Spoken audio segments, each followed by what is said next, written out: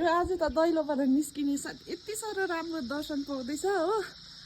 अनि कोही बेला त यस्तो राम्रो दर्शनहरू पनि पाउँदो रहेछु। अन्त यहाँ हेरिहाल्नुहोस् फुपजिरिङ दादाले चाहिँ यहाँ सुकाउँदै रहेछ हो। भोलि चाहिँ पूजा छ नि त।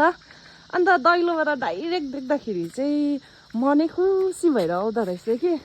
एउटा मन्त्र पनि गरिदिइहाल्छु नि म चाहिँ हो। तपाईँहरू सुन्नुहोस् है।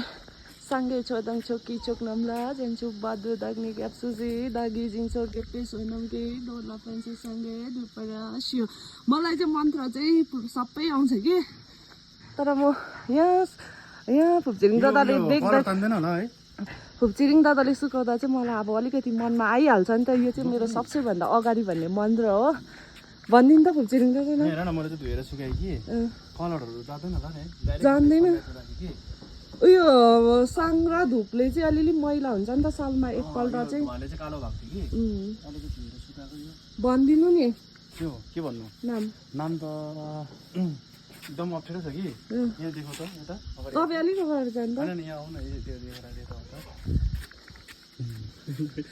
यहाँनिर हेर्नुहोस् यसको है। चाहिँ यो फर्स्टको छ नि यसको नाम चाहिँ के छ भने नि यो चाहिँ अप्ठ्यारो छ। यसको नाम अवलोकितेश्वरा जस्तै भन्छ कि। यो चाहिँ अब करुणा मायाको देवी हो भन्छ हो। यो चाहिँ अब हामीलाई घेलाले भन्नुभएको।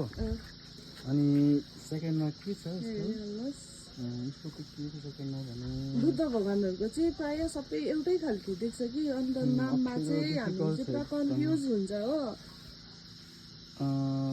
सेकेन्डमा के छ भने नि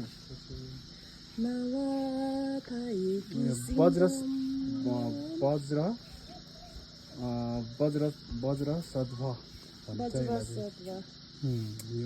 यो चाहिँ हो। अनि यो छ उहाँ हुनुहुन्छ यो गुरुपत्मा सम्भा यो चाहिँ लास्ट चाहिँ हो साङ्गे गौतम बुद्धको। हामी चाहिँ सबैभन्दा फर्स्ट चाहिँ साङ्गेलाई सोच्छ नि त जे कुरा पनि हुँदाखेरि। त्यही भएर चाहिँ गुरुपत्मा सम्भा अन्त वज्र सद्भ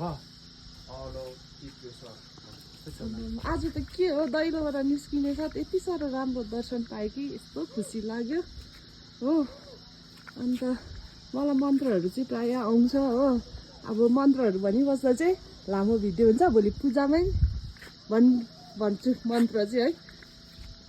हेरिहाल्नुहोस् त्यो चाहिँ जस्तो दैलोबाट निस्किन्छ त्यस्तै नि हौ। अरू बेला पर गान्तोक देख्यो आज चाहिँ छोपिरहेको छ गान्तोक।